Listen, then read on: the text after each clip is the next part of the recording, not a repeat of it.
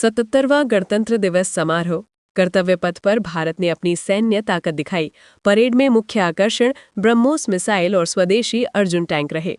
राष्ट्रपति द्रौपदी मुर्मू ने ध्वजारोहण किया। पद्म पुरस्कार 2026 की घोषणा। गृह मंत्रालय ने 131 लोगों की सूची जारी की है। दिग्गज अभिनेता धर्मेंद्र और केरल के पूर्व सीएम वीएस अच्युतानंदन को पद्म विभूषण मरणोपरांत से सम्मानित किया जाएगा।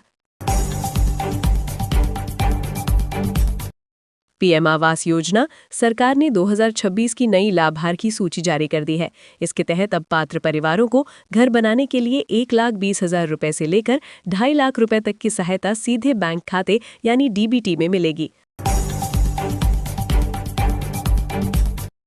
मुख्यमंत्री युवा स्वरोजगार योजना।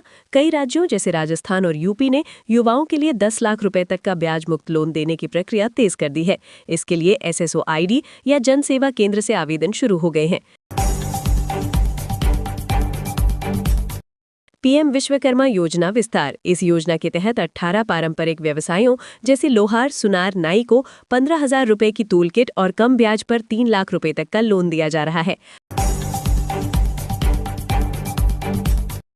आयुष्मान भारत 5 लाख का बीमा। सरकार ने 70 साल से ऊपर के सभी बुजुर्गों को इस योजना में शामिल कर लिया है। अब वे किसी भी सूचीबद्ध अस्पताल में 5 लाख रुपए तक का मुफ्त इलाज करा सकते हैं। 15 सरकारी कार्डों के नए नियम। 2026 से आभा कार्ड अनिवार्य किया जा रहा है, जिससे आपका पूरा मेडिकल इतिहास डिजिटल होगा। राशन कार्ड और ई श्रम कार्ड को भी आधार से लिंक करना अब जरूरी है। सेंट्रल बैंक ऑफ इंडिया भर्ती। बैंकिंग सेक्टर में युवाओं के लिए बड़ा मौका है। 350 स्पेशलिस्ट ऑफिसर पदों के लिए आवेदन प्रक्रिया शुरू हो गई है, जो 3 फरवरी 2026 तक चलेगी। निपुण भारत मिशन। सरकार ने 2026-27 तक देश के हर बच्चे को बुनियादी साक्षरता और गणित सिखाने का लक्ष्य रखा है। स्कूलों में अब मैथ्स किट और लाइब्रेरी पर ज्यादा बजट खर्च होगा। स्वामित्व योजना। Property card. गांवों में जमीन के विवाद खत्म करने के लिए ड्रोन सर्वे पूरा हो रहा है। जिलों में अब कैंप लगाकर ग्रामीणों को उनके प्रॉपर्टी कार्ड सौंपे जा रहे हैं। डोनाल्ड ट्रंप का नेटो पर बयान। अमेरिकी राष्ट्रपति ट्रंप के नेटो देशों को लेकर कड़े रुख से अंतर्राष्ट्रीय राजनीति में हलचल है। उन्होंने रक्षा बजट बढ़ाने की शर्त रखी है। बांग्लादेश में पूर्व पुलिस प्रमुख को मौत की सजा।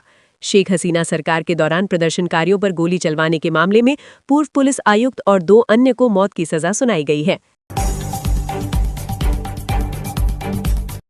यूएई राष्ट्रपति का भारत दौरा। भारत और यूएई के बीच ग्रीन एनर्जी और व्यापार को लेकर 5 बड़े समझौते हुए हैं। यूएई भारत के इंफ्रास्ट्रक्चर में बड़ा निवेश करने जा रहा है। Global weather alert. अमेरिका और यूरोप में रिकॉर्ड तोड़ बर्फबारी जारी है। वहीं भारत के पड़ोसी देशों में राजनीतिक अस्थिरता के बीच सुरक्षा कड़ी कर दी गई है। T20 वर्ल्ड कप 2026 में बड़ा बदलाव। बांग्लादेश ने सुरक्षा कारणों से भारत आने से मना कर दिया है। आईसीसी ने अब बांग्लादेश की जगह स्कॉटलैंड को वर्ल्ड कप में एंट्री दे दी है। पाकिस्तान का नया ड्रामा। बांग्लादेश के बाहर होने के बाद पाकिस्तान ने भी भारत के खिलाफ मैच का बहिष्कार करने की धमकी दी है। ये मैच 15 फरवरी को कोलंबो में होना है। रोहित शर्मा को पद्मश्री। भारतीय कप्तान रोहित शर्मा को क्रिकेट में उनके असाधारण योगदान के लिए पद्मश्री देने की घोषणा की गई है। Tata steel chess. भारत के युवा ग्रैंडमास्टर डी गुकेश को 7वें दौर में हार का सामना करना पड़ा है, जिससे उनकी विश्व रैंकिंग की दौड़ में थोड़ी बाधा आई है। उत्तर भारत में शीतल लहर। दिल्ली, यूपी और हरियाणा में पाला 4 डिग्री सेल्सियस तक गिर गया है। मौसम विभाग ने अगले 48 घंटों में पहाड़ों पर भारी बर्फबारी और मैदानी इलाकों में बारिश का अलर्ट जारी किया है। प्रयागराज में मौनी अमावस्या के बाद श्रद्धालुओं की भारी भीड़ है। कई प्रमुख संतों ने गणतंत्र दिवस पर अपने शिविरों में ध्वजारोहण कर राष्ट्र धर्म का संदेश दिया है।